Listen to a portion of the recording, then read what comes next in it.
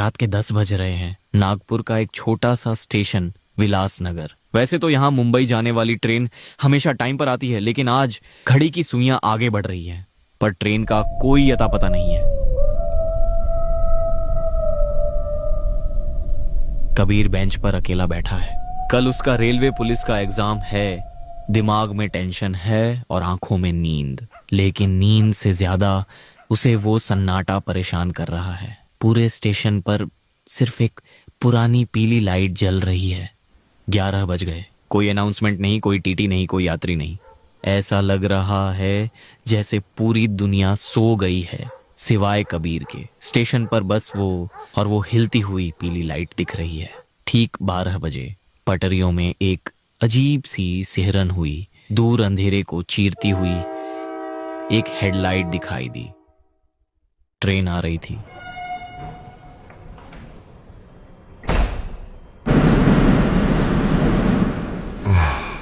Train platform पर आकर रुकी। पूरी ट्रेन साइलेंट थी। कबीर को एक पल के लिए लगा कि उसे नहीं जाना चाहिए, लेकिन एग्जाम का डर उस अनजाने डर से बड़ा था। उसने एक गहरी सांस ली और उस अंधेरे डिब्बे के अंदर कदम रख दिया।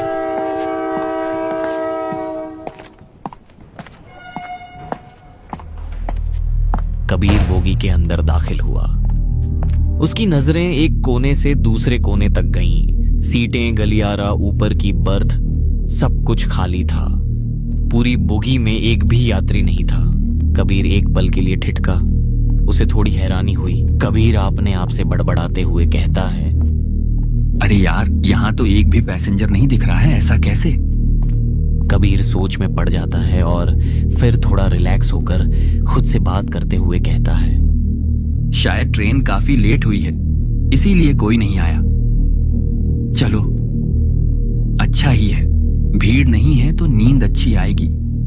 उसने ये बात कह तो दी, लेकिन सिर्फ अपने मन को बहलाने के लिए। हकीकत वो भी जानता है। जुबान ने झूठ बोलकर सन्नाटे को तोड़ने की कोशिश की है, लेकिन उसका दिल अभी भी जोरों से धड़क रहा है। उसने अपना बैग नीचे रखा और विंडो सीट पर बैठ गया, लेकिन डर अभी भी गया नहीं था। वो वहीं था, हवा में खुला हुआ।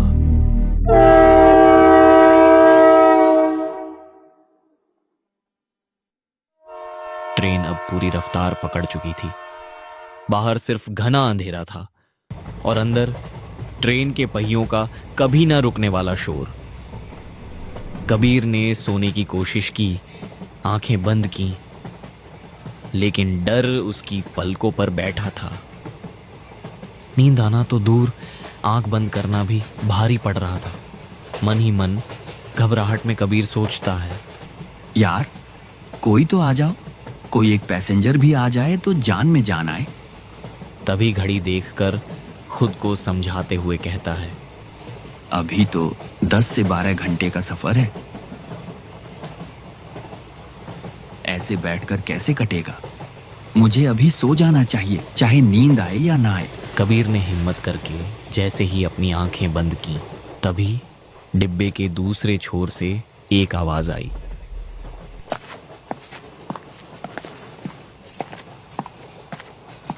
कबीर का दिल एक पल के लिए रुक गया। पायल की आवाज इस खाली ट्रेन में। उसकी हालत डर से और खराब हो गई। उसमें इतनी हिम्मत भी नहीं थी कि वो उठकर देखे कि आवाज किसकी है।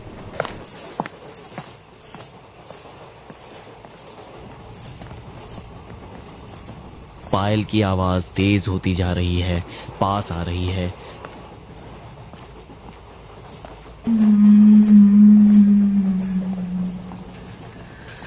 तेजी से चलते हुए उसके पास से एक औरत गुजरी।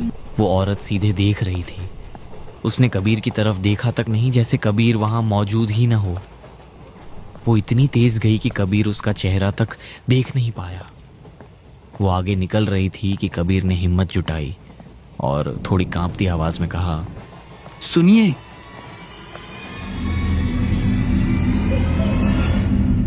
वो औरत रुक गई। उसने धीरे से पीछे मुड़कर देखा। उसने राजस्थानी घाघरा चोली पहनी है, हाथों में बड़े बड़े कंगन, नाक में बड़ी सी नथनी, आंखों में गहरा काला काजल और सबसे डरावना, उसके माथे और गाल पर चोट का एक बड़ा काला निशान है। वो चुपचाप खड़ी कबीर को देख रही थी। उसकी आंखों में कोई भाव नहीं था, बस एक गहरा सन्नाटा। कबीर किसी तरह हिम्मत जुटा है, कहता है, आगे आपके साथ कोई है क्या? औरत ने कोई जवाब नहीं दिया, बस एक पल उसे घूरा और चुपचाप आगे वाले डिब्बे की तरफ चली गई। कबीर अपने आप से बड़बड़ाते हुए खुद को तसल्ली देते हुए कहता है, अगर ये औरत आगे गई है, इसका मतलब आगे के डिब्बे में कोई ना कोई जरूर होगा। हाँ, मुझे भी वहीं जाना चाहिए। यहाँ ऐसे अकेले बैठा रहा तो नींद नहीं आएगी।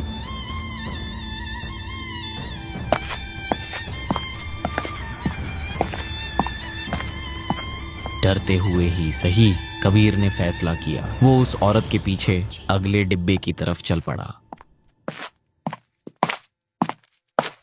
कबीर अगले डिब्बे में दाखिल हुआ। उसकी नजरें उस राजस्थानी औरत को ढूंढ रही हैं, लेकिन यह डिब्बा भी बिल्कुल खाली था। दूर दूर तक कोई नहीं। वो औरत जैसे हवा में गायब हो गई थी। कबीर कांपती हुई दबी आवाज में कहता है, कोई है? कोई जवाब नहीं आया, सिर्फ ट्रेन के पहियों की खड़खड़ाहट थी। कबीर का गला सूख गया। उसे लगा शायद वो उसका वहम था। हार मानकर वो पीछे मुड़ा और अपनी सीट की तरफ वापस जाने लगा। तभी कोई है क्या यहाँ?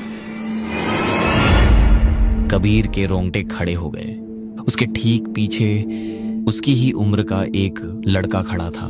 साधारण कपड़े, नॉर्मल लहजे में लड़का कहता है, हेलो भाई।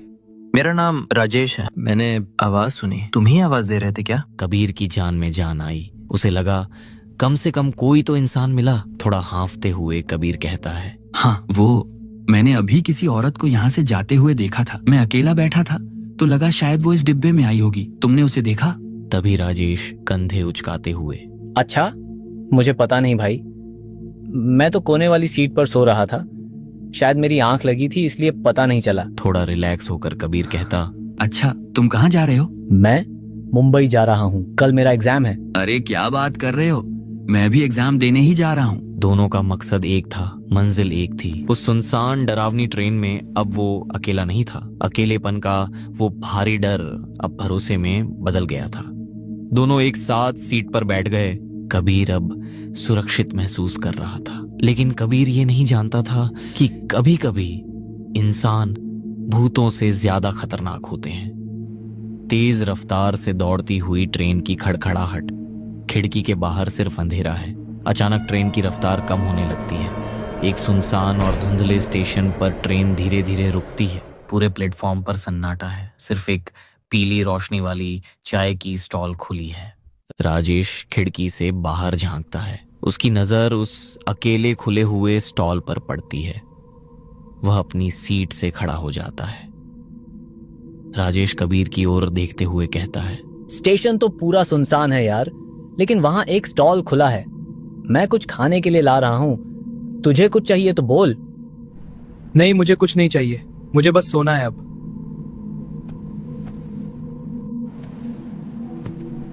जल्दी आना, रात के समय ट्रेन यहाँ ज्यादा देर नहीं रुकती।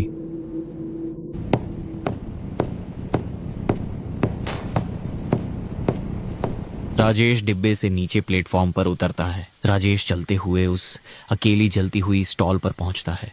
स्टॉल पर एक 65 साल का बुजुर्ग बैठा है।